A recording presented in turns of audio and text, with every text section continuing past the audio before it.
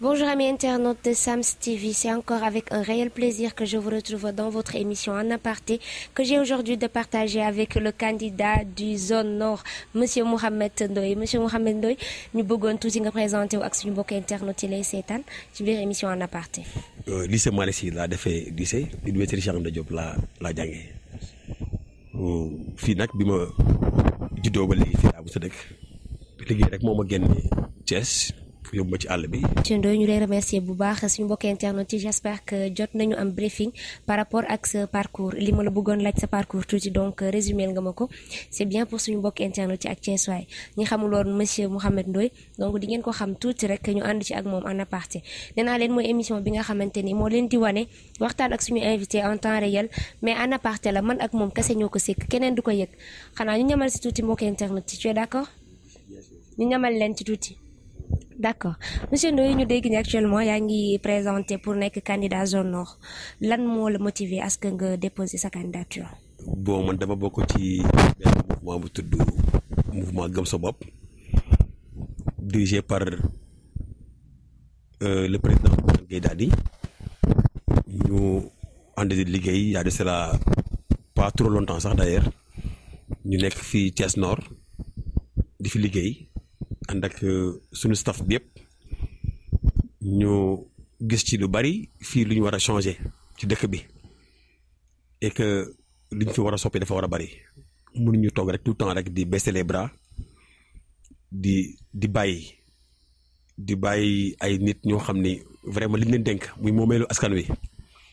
ñu koy war a doxalee dëgg pour yeewi nit ñi yeewi askan wi defuñu ko ñuy xool yooyu. ci fànn yu bari ci domaine yu bari bu nga doon lim duñ ci jeexal ñu war koo doxal mel ni doxaluñ ko fi ñu dëkk nag ñu am lu ñuy jooy lu bari te jooy yooyu vraiment ñu jàpp ni mën nañoo indi saafara si ko mën a faj moo ñu poussé à ce que ñu wàcc ci terrain bi pour jéem a laaj baatu askan wi sous la bannière du mouvement Gëm sa bopp qui aujourd'hui est sous une coalition qu'on appelle la grande coalition Gëm sa bopp pour jéem a xeex ba yor mairie bi Thiès Nord pour changer li fi nekk. Ndoye par rapport ak sa réponse dafa am lu ma ci dégg loo xamante ne daf ma xaw a jaaxal parce que si je te demande lan moo la motiver à ce que nga déposer sa candidature nga citer ma directement monsieur Bougane Gueye Dany lan moo tax nga citer ko est-ce que moom moo la samp wala yow yaa jël say propres engagements pour gérer mairie zone nord. suñu tête de mouvement moo tax may wax sama appartenance ci mouvement bu pare dans un premier temps peut-être pour libérer ñi may seetaan ñu xam ni. foofu laa bokk je m'appartiens exclusivement au mouvement Gëm sa bopp et le choix boobu du mën maa koy sax demander mais nit ñi ñun ñooy toog ñuy gis fii ay imperfections yu bari ay malversations yu bari yu ñuy gis ñu xool xam ni fii dëkk bi c'est pas à Bougane Gueye Dany mooy ñëw fii à Thiès di ñu changer sunu dëkk bi ñu nekk fii déedéet. ni encore le président Macky Sall ni quelqu'un d'autre fii suñu dëkk bi les problèmes que nous vivons ici à Thiès ñun ñoo koy subir ñun ñoo ko xam ñoo ko mën a régler mais pas ay Bougane Gueye Dany liñ ci mën a xam mooy comme ay situation li ñuy dund kenn duñu ko defaral ku dul ñu suñu bopp bi ñu xamee loolu nag ñun dañoo xam ni tant que ñu ngi koy bàyyi dañuy am problème mu bàyyi gars yi yoo xam ni c'est des gens qui ne sont pas du tout expérimentés wala des gens yoo xam ne ils ne sont pas du tout avertis wala li leen animé réellement du ay affaire de bonne gouvernance locale mais autre chose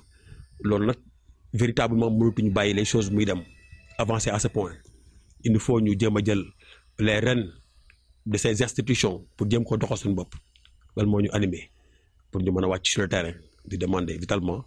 quand même baatu askan wi. nga fi mu nekk nii moom kenn dootu la laaj loo xam ci politique Sénégal parce que boo jaaree université Cheikh Anta Diop rek je pense que am nga expérience mais tuuti nga revenir ci sa expérience politique fan nga jaar ci politique Mouhamed Ndoye fan la tojagum ci politique gi laa bëgg a xam. Bon université peut-être li ñu fa def ci expérience en matière de politique je peux dire que syndicalisme politique def nañ ko à l'université bon en fait comme bokkoon nañ ci ñu yoroon liste di demander quand même pour la CET la coordination des étudiants thiessois amoon na ci benn liste bu tuddoon AGIT alternance générationnelle pour l'intérêt des Thiessois Agir comme le verbe agir, conjugué à la troisième personne du singulier. Agir. Oui. Bon, c'était pour la conquête de la CET, la coordination des étudiants thiessois. Vu que nous sommes étudiants, nous sommes dans des moments très difficiles. Nous avons des problèmes de logement, hébergement, moi, il y a un problème à l'université. Conditions de vie, étudiants de Thiès. Nous pouvons gérer à notre manière, de les loger par rapport à nos moyens maigres que nous avons, de les gérer à l'université. Avec les contacts que nous avons, nous devons essayer de les loger par-ci par-là, jusqu'à ce que nous ayons un jàng normal. L'université, nous avons des étudiants qui font am tranquillité te am logement bu baax. Loolu moom étudiants yëpp xam nañ ko. Ci loolu boobu lañ nekkoon yàgg nañ ci ba tey dem nañ bay but ay loger ay étudiants yoo xam sax xamuñu leen ay góor ak ay jigéen ay partout. On est même allé jusqu'à loger des gens qui ne sont même pas de Thiès. Loolu lu ñu def la pour action sociale ci parcours bu dee li wax université ci loolu rek ça veut tout dire pour quelqu'un qui connaît la CET ak des mentions CET bu ñu doon. Et toujours est-il que ci mouvement étudiantin ñi ngi doon bokkoon aussi finance CMF la coordination le collectif des étudiants de Médina Fall nekkoon ci élément activé ci seen ay moments yu bari ñu doon def fii à Thiès Médina Fall et tout. Et loolu mooy li ñu doon def au niveau de l'université de Thiès et tout. Pour parcours politique fii à Thiès man musuma dem ci benn parti benn mouvement moo fi nekkoon bu ma xamoon bu c'était un mouvement local je peux dire. Et li taxoon ma adhéré ci mouvement bi benn frère la moo fi dëkk ci koñ bi am fi benn mouvement pour taxaw pour jéem a soxali dëkk bi. Et loolu ku la ci invité mooy kaay jaamu yàlla ma adhéré ci cause boobu. Mais lorsque je suis entré dans ce mouvement, ñu dem ba ci biir on m'avait donné des responsabilités. Je préfère taire le nom du mouvement. Je t'en prie, je veux pas di ko defal promotion de par quand même mu ngoog mais yàgguma fa sax bi ma demee j'avais vu que ni d'une part les bases les fondamentaux ñu doon xaar pour une structuration quand même pour un mouvement je me dis que y a quelque part ay quelques manquements yu fi am. ma xam ni lii par inexpérience la peut-être bon mouvement bu bees la dañ ci koñ bi ak fi nga ko bëggoon a teg dafa xawoon a ndaw trop par rapport ak man fi ma jàppoon ne fa la war a demee en matière de mouvement on n'est pas dans une famille nekkuñu également ci affaire de clivage et que yooyu ma gisee ces aspects là dama préféré woon wax leen ko parce que ça a été trop amateur et man je ne marche pas dans l'amateurisme et daal di ma génn ci biti wax leen li tax ma génn a def benn stand-by bu yàgg. Jusqu'à ce que me retrouve avec le président Bougane. da nga xeeboon mouvement boobu moo tax nga jël pour demal sa bopp. Je respecte toutes les personnes qui sont dans ce mouvement. J'ai tissé des liaisons avec des personnes qui ont fait connaissance. Et jusqu'à ce que ça, cette liaison nous a permis aujourd'hui d'être dans d'autres activités professionnelles. Et par le biais de cette structure, de ce mouvement, tu l'as amé. Donc, je vois des gens aujourd'hui de manière très professionnelle dans des affaires, dans des business d'affaires. Nous m'avons dit c'est à partir de ce mouvement que là donc et tout ça continue à suivre toujours son cours et ça récolte ses fruits comme je respecte le grand, c'est un frère, mais il y a le succès aussi sur ce qu'il a entamé comme projet. Vraiment. Je remercie Bouba ci li nga expliqué tout à l'heure mais actuellement on a tendance à entendre politicien au Sénégal noo gisee slogan boobu noonu est-ce que métti na la est-ce que yow tam boo toogee jël nga engagement est-ce que nga changé loolu. ñun le mouvement Gëm Sa Bopp ce n'est pas un mouvement politique ce n'est pas un parti politique c'est un mouvement citoyen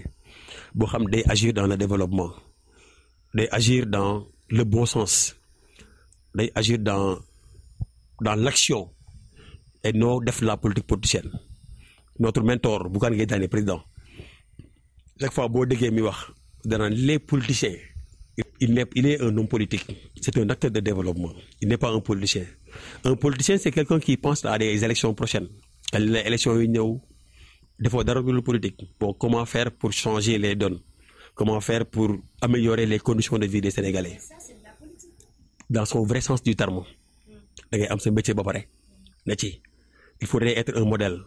une référence. Bougane Gueye Dany aujourd'hui, pour qui le connaît, c'est que c'est une référence pour le développement de l'humanité. Je ne dis pas seulement du Sénégal ou bien de l'Afrique. à travers toutes les actions qu'il est en train de mener, toutes ces réalisations, qu'on ne peut pas compter l'IMDEF étant un homme d'action, un homme d'affaires, sans la politique, l'IMDEF. Donc, mesurer ça par rapport à sa vocation politique. Mais par rapport à ses actions, bien avant qu'il se plonge dans le monde politique. Est-ce que réellement c'est un politique ou bien un politicien? Un homme politique, c'est différent d'un politicien. Les politiciens,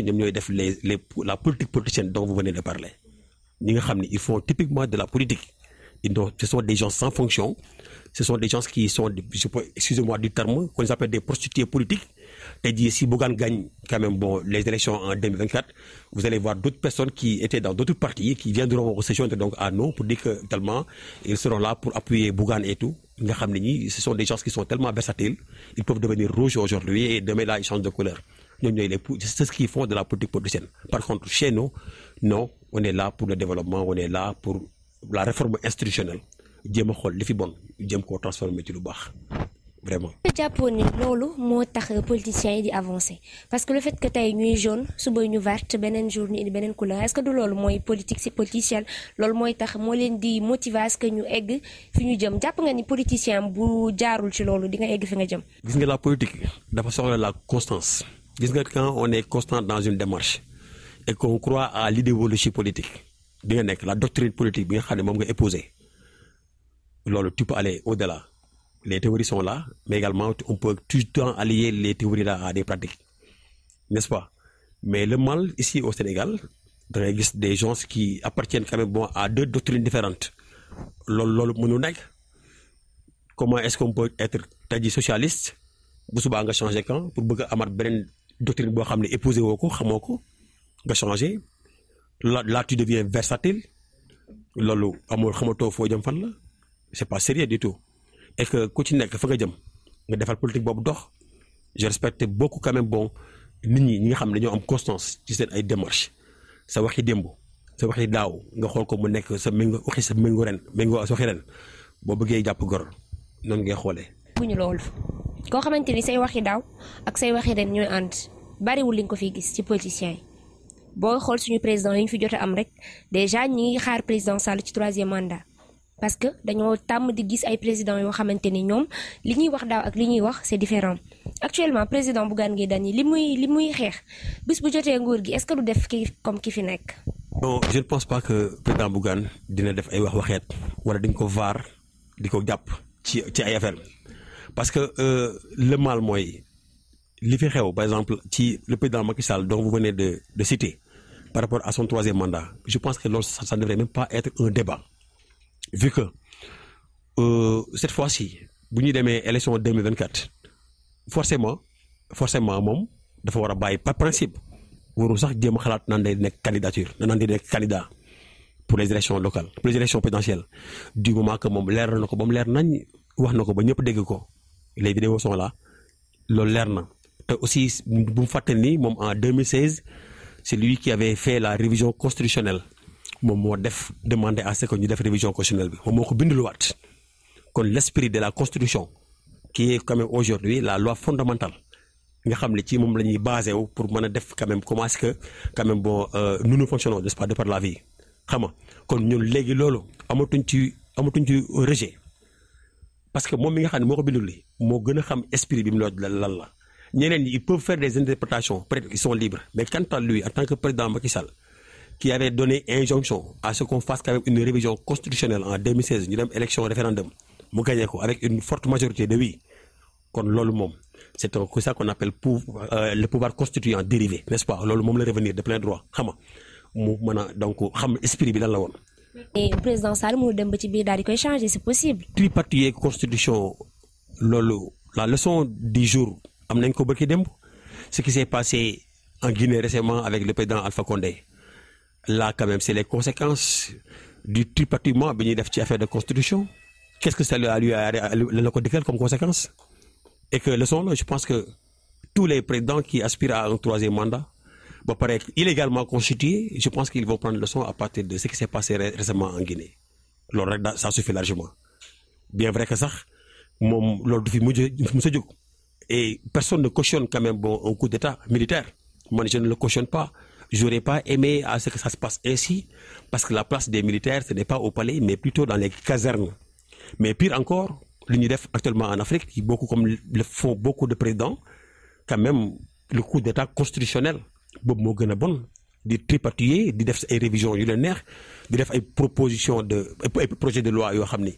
daf lay leer ni sa majorité mécanique bi nga am au niveau de l'Assemblée moo la koy permettre ngay bafouer quand même bon les bases. Doo comprendre li fi xew lii ñëpp ko gis, la vie est dure aujourd'hui au Sénégal. Je ne pense pas que ñun sunu mentor le président Bougane dina def la même chose, il est quand même au-delà de ça. Président Bougane Gueye Dany seen candidat bi dina nekk ci li nga xamante ne mooy la bonne voie et que bu toogee changement dina am ñu ngi ciy am yaakaar bu baax a baax a baax ci mouvement gëm sa bopp, parce que loolu rek slogan la boo xamante ni boo ko déggee rek yow en tant que jeune daf lay motiver à ce que nga gëm sa bopp pour nga mën a dem ci li nga xamante ni mooy ci kanam, surtout ñun les journalistes, parce que moom jox nañu le bon exemple. dox nañu ko même boo nekkee journaliste war nga mën a avancer ci lu bari. Actuellement ñu delluwaat ci suñu débat tuuti, élection locale yi ñëw na, candidat nga, lan nga réserver waa zone nord, lan moo la gën a metti ci zone nord nga war ko mën a taxaw ngir défendre ko. waaw merci encore. Bon ñi ngi réserver zone nord vraiment benn vitrine bu war a changer ci Thiès Nord. Thiès Nord dafa am ay capacités yu bari, je peux dire que pratiquement je peux dire que quand même moo gën a ngànte fii biir Thiès, parce que Thiès Nord donc ñi ngi toll ci ay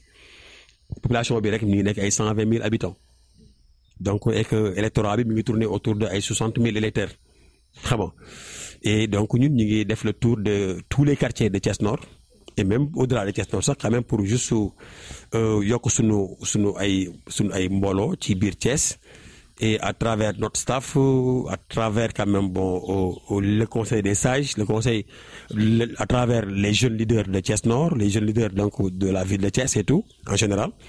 à travers nos camarades responsables yu nekk aussi yu nekk ci biir gëm sa bopp yëpp Thiès yëpp ñu ngi ciy liggéey ensemble, on est en toute synergie d'action, d'esprit, lépp ñu ngi xeexandoo di liggéeyandoo pour élargir donc suñu base partout. Et incha allah rabbi ñun notre programme. Ñun waa gëm sa bopp ce sera le programme de toute la population, parce que ñun duñu def une conception d'un programme, ñun li ñuy bëgg def mooy aller au-delà des gens,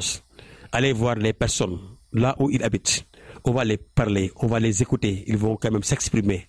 on va les laisser quand même dire là où ils ont des problèmes et on va les laisser proposer aussi des solutions. Ñu indi suñu bopp ensemble, ñu bokk suñu programme liggéey ko. waaw Mouhamed Ndoye xam nga loolu boo ko waxee daf may xaw a jaaxal tuuti, est-ce que loolu nekkul mascarade boo xamante ni moo nekk ci seen image boo leen nekkee ci kanamu nit ñi vous faites semblant que ni vous êtes toujours ensemble alors que c'est pas le cas, parce que y a Mama Diaw, y a Badou yoo xamante ni c'est pas y a pas un bon climat entre vous. Non, pourtant ñun ñëpp benn famille lañu. Gëm sa bopp Mama Diaw maa ngi koy nuyu au passage, de même que mon frère Badou. Mama Diaw ñi ngi déggante, Badou ñi ngi déggante, Badou c'est un grand frère à moi. Au-delà de la politique, on est liés par le sang, donc on ne peut pas créer des animosités entre quand même des personnes qui appartiennent à une même famille. Son papa tuddee na sama papa doom, sama grand frère tuddee na ko doom, et seen kër dañu jaxasoo ci lu bari. Ñu bari on est des parents. On ne s'est pas connu de par l'entremise de la politique. Kon donc loolu nekkul suñu blocage, au contraire loolu dañoo koy renforcer suñu ay rangs. maa ngi saluer quand même de passage tous les responsables de Gëm sa bopp yu nekk dans toutes les donc zones de Thiès et même au Sénégal, je me dis voilà donc en tout cas ñun c'est pas un mascarade loolu lu réel la, duñu amuñu ay litige, ñoo bokk fu ñuy sotti bu ñu rootee jee, peut-être que ñun on peut ne pas avoir les mêmes champs d'application, c'est-à-dire ku ci nekk da ngay nekk dans ton coin di liggéey di pas xëcc sa boor. parce que kenn bëggul sa morom jiital. Non, pourtant ñun amuñu problème boobu, parce que ñun lépp ci Gëm sa bopp la bokk. Parce que aussi Gëm sa bopp c'est à nous qui allons définir les règles du jeu après, ñooy di choisir après ne kii la ñuy dem porter ko à la tête, n'est-ce pas. Fii Thiès Nord ñun fii y a pas photo, amul ay météo entre ñun quoi, fii dañoo ànd grand bi bu dee grand Badou c'est mon grand frère, il m'appelle monsieur le maire, moom la may woowee. Et Mama Diaw non ñooñu Mama Diaw mi ngi sax Thiès Ouest la bokk, ñoom ñëpp amuñu fii ak keneen ay difficulté fii Thiès fii non on est une famille pour la moom xoolal ne vous en faites pas quoi ce n'est pas comme li am quand même dans la coalition Mburok Sow non loolu tel n'est pas le cas chez nous ni dafa yàq deru Thiès waay de parce que fi mu nekk ni moom ci biir gëm sa bopp gis nañ fa ay querelle peut-être nangu woo ko wane devant public bi devant les internautes mais peut-être on comprend léegi nag li nga xamante ni rek moo di li nga xamante ni mooy lu rëy li boog nan nañ ko waxee li duuf ci nag bi donc xajul ci cin bi li duuf ci nag li xajul ci cin bi donc dañ koy xaw a dagg rek tuuti pour beneen yoon mais ñu ñëwaat tuuti ci élection locale yi gis nañ ni ñi nga xamante ni ñoo déposé candidature fii ci zone nord lu ci bari dañuy politiquer xaalis la ñuy jël di ko jox gars yi topp seen ginnaaw di yuuxu di daw parce que Thiès waay peut-être am nañ benn complexe bi est-ce que yow jàpp nga ni loolu mooy tax nit falu est-ce que di nga jaar ci tànk yooyu tamit. souvent bu may dem ci prospection yi wala may dem ci nit ñi dama leen di wax la même chose li leen man du ma jox jël 100 francs di ko jox kenn pour di ko demander à ce que mu ñëw jàppale ma et d'ailleurs sax je n'utilise même pas ce mot maanaam kaay jàppale ma sax du ma ko wax nit man suñu façon de faire la politique àndul ak di jël xaalis di ko jox nit parce que gëm sa bopp la ñuy woote ñun xaaruñu kenn mu ñu jëlee ci kaw di ñu jox xaalis ñun aussi en retour xaaruñu kenn waruñoo bu kenn xaar ci ñun ñu ñëw di la jox xaalis pour loolu ñun li ñuy def mooy dañ lay woo au travail kaay ñu ànd liggéey. ñu bokk ensemble di liggéeyandoo pour jéem a changer li nga xam ne moo fi nekk loolu la ñuy wootee ku accepté nag jël sa xaalis ñu jox la ay xaalis ay car wala ay je sais pas ay 5000 francs ngay dem ñu lay xaalis ngay def dis-toi que yow on t'a déjà acheté yow tu es déjà un produit vendu nag moomatoo ko ça ne t'appartient plus yow l'acheteur léegi moo la moom yow fay na la sa mandat bu dee 5000 la jox dis-toi que pour les 5 ans à venir yow t'as déjà acheté bon on t'a déjà acheté yow 5 ans on t'a payé 5000 francs pour tes 5 ans fay nga pare et d'habitude loolu ñu ko fi def mooy benn mois soo ko fi def te xaalis boobu gis nga moo ñuy coûter tey la cherté de la vie nit ñi amuñu tuñ luñ lekk bu ñuy demee ba ay ñu yokk ay xorom c'est parce que li ñu joxe ci loxo bii la ñuy génne ci benn loxo loolu moo fi nekk état deful dara ngir dara. Récemment maa ngi dégg ñu naan état day dafay bàyyi ay taxes de 47 milliards pour quand même bon soulager les populations yooyu yëpp c'est des affaires yoo xam ni ay manipulation la rek mais lii am fii xëcc fii bàyyi fee la quoi jël loxo bi talal ko ci loxo bi jël ko fee dong la amul leneen c'est des jeux xam nga bi ci des mooy ñun jamais ñuy dem ci kenn di ko def ay promesses ci ay xaalis man dama am benn lu ma gëm quoi un tien vaut mieux que deux tu l'auras xam nga moom laay doxee que may xaar lu ma tant que j'ai pas ça je te promets jamais que ni naa la jox benn kaas café Touba te je ne l'ai pas en main et pourquoi je te promets ça sax d'ailleurs pour ñun on veut quand même un changement de réforme institutionnelle un changement de réforme de la vie économique mais loolu pourquoi est-ce que may def une promesse à une personne la promesse kay devrait être totalement une promesse générale loo xam ni buñ ko yoree ça va soulager quand même toute une population mais pas pour une personne seulement loolu à quoi ça va servir là bu ñuy def kay on va analyser de manière erga omnes mu nekk à l'égard de tous mais bu fekkee dañuy bëgg a def une action boo xam ni c'est juste dans le cadre de doter tellement quelque chose là à une personne ou bien à un groupe de personnes loolu je me dis que loolu mook pigeonné ñoo yem mook ak li fi amoon na fi amaat dara daf changer te ñun on veut changer des choses tellement qui ne marchent pas wala les choses qui ne sont pas sur la bonne voie loolu la ñuy jéem a dindi kon donc duñ ñëwaat di def ay politicienne boobu di jël ay xaalis wala di def ay promesses su ma gagné lii def non déedéet ensemble on va travailler pour jéem a changer vitalement li fi nekk. gis na bi président du mouvement Gëm sa bopp ñëwee fii à Thiès président Bougane Gueye Dany bi mu ñëwee Thiès gis nañ ni bi ngay yéeg dañ la doon tëggal doo lay Baye Fall Cheikh Ndigal est-ce que loolu am na ci wàllum politique ngay yéeg ñu lay tëggal lu nga xamante ni moom ngay yéeg sa biir xol est-ce que yow yaa ko programmé wala sa population ñoo la ko defal. maa ngi nuyuwaale également sama mbokk Baye Fall yëpp di leen jaale sunu xalif général bi wàcc liggéey récemment sëñ Cheikh Jëmb di ko siyaare Baye Fall yëpp. ak suma sëriñ si Massamba Modou Moussa Fall lisaan moom tamit mi ko jiitu juste un mois avant muy wàcc liggéey di ko siyaare su mbokk Baye Fall yëpp waaw lii Baye Fall yi attitude boobu ñu defoon ci meeting bi passé jamono Thiès loolu c'était de manière spontanée loolu du man maa leen koy demandé ñu wax ko Baye Fall kenn moomu leen dañoo am benn liberté d'agir man Baye Fall laa tey peut-être loolu luñ cultivé la bu yàgg ak ñoom depuis sama tendre enfance ba léegi Baye Fall gi laa xam moom laa dund j'interviens à toutes les affaires lu Baye Fall yi di def ci lañ ma xamee en fait ñu ñëw nag may dem ñu accompagner ma et liñ yëg rek lañ wax parce que ndigal Cheikh ndigal dooley Baye Fall Cheikh ndigal loolu ab sonorité la boo xam ni d'habitude yaa ngi ko daan dégg ci ay football ay bëre genre yooyu mais ci langue politique yi bu ñëwee parce que dañoo xam ne ab Baye Fall dafa wàcc biir terrain politique bi loolu moo waral de manière spontanée ñu ñëw ànd ak man di yuux loolu mais man c'est pas quelque chose qui a été demandé d'ailleurs maa ngi leen sax calmé mais je n'y pouvais rien du tout. point ni mën na nekk frein par rapport ak sa parcours politique parce que déjà waroo wane sa particularité ñoom nit ñi waruñu xam yow fan nga far à 100% parce que bu fekkente ni Sénégal dafa bari ay partis yoo xamante ni ñoo fi nekk donc y a des choses yoo xamante ni ñu bari bu ñu nekkee ci parti géewal politique yi dañuy éviter wane seen particularité dañuy éviter di wane fi ñu far yow nga ñëw fësal fi nga far lan moo waral loolu. question de fësal fi nga far sax. du aussi man maa demandé à ce que ñu doon wax Baye Fall boobu noonu dañ ma ko xamee rek di ma ko waxee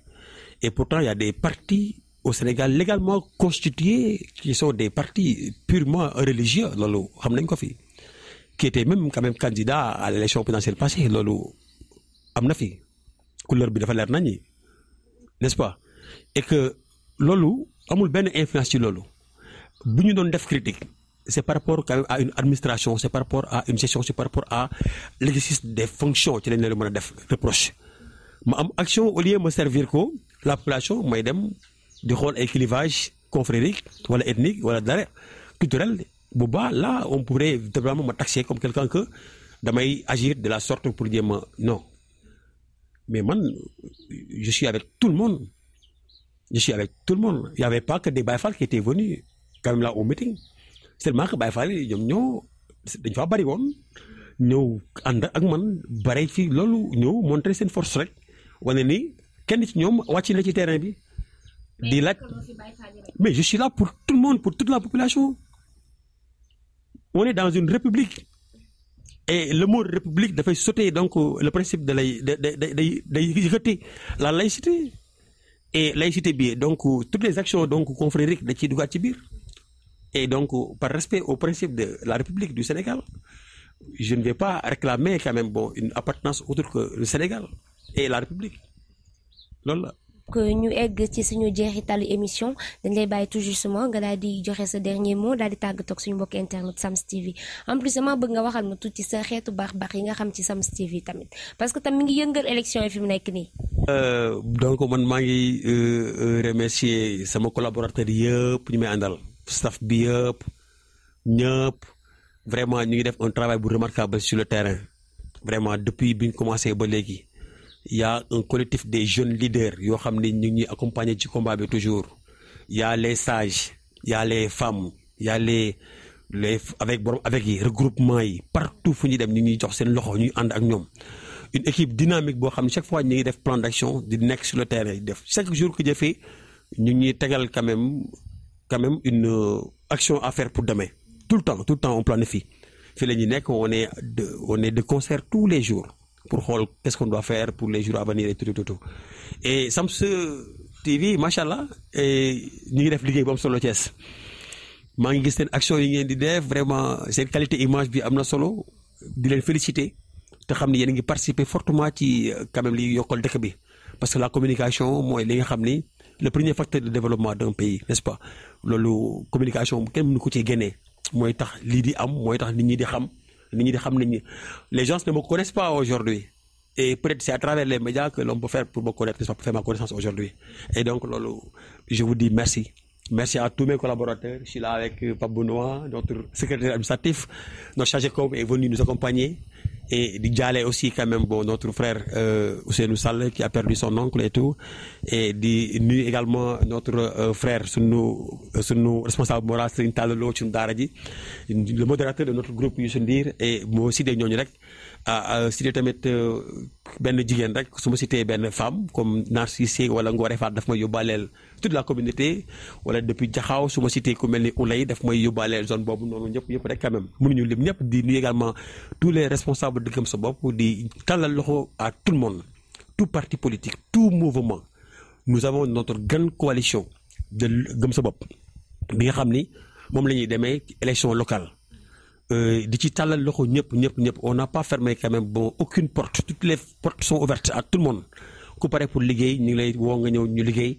ñu dem ensemble. Di également remercier suñu alliés yi ñi nga xam ni vraiment ils sont en nous au niveau de la base di ñu accompagner ci combat bi fu ñuy dem ñuy ànd ak ñoom vraiment di ñu jox ay solution ci ay problèmes aussi. Di tàllal loxo vraiment sénégalais yëpp Thiessois yëpp ñëpp ñëw ñu défendre les couleurs de Gëm Sa Bopp ñu demandoo élection ñu gagné toutes les mairies incha allah comme ça léegi au soir du 23 janvier 2022 données yëpp changé Sénégal ñu retrouvé wu tellement quand même bon sa belle image gisaat ko Thiès ñëwaat li mu doonoon ñu joxaat ko ba les souffrances des Thiessois yëpp incha allah rabbi ñu jëm koo changé. Sams vraiment chapeau à vous di saluer au passage Baye Serigne vraiment ci travail bu remarquable bi muy def moom aussi dañuy sax permettre ñu am ay rencontre biir Sams boobu noonu di fa def vraiment ay tout le temps dañ ko may lu bëree donc dañ koy sant di ko remercier ak di ñaanal yàlla lii dem ba doon des organes de presse yu bëri yéen aussi macha allah je vous en félicite vous êtes jeune vous avez du talent et que vous avez totalement l'avenir devant vous waaw dox rek Sams ci kanam. au sommet di monsieur le maire ñu ngi lay jaajëfal bu baax a baax di ko remercier ci disponibilité bi mu ñu accordé les émissions bi nga xamante ni moo di en aparté di ko wax rek bonne chance il y a la voix il y a les compétences il y a également l'idéologie li nga xamante ni moom la Thiessois yi soxla actuellement donc dañ lay remercier bu baax di la wax encore une fois bonne chance. Donc mbokk internautes mi ngi noonu c'était juste votre émission en aparté l'émission qui vous éveille et qui vous donne des informations en temps réel nee naa leen du yam fii ku ci bëgg a participer rek mën nga woote au 77 705 76 76 dinañ la fekk fi nga nekk partager ak yow des moments exceptionnels partager ko ak suñu mbokk internautes. Rendez-vous très bientôt sur Sams TV et la chaîne des challengers.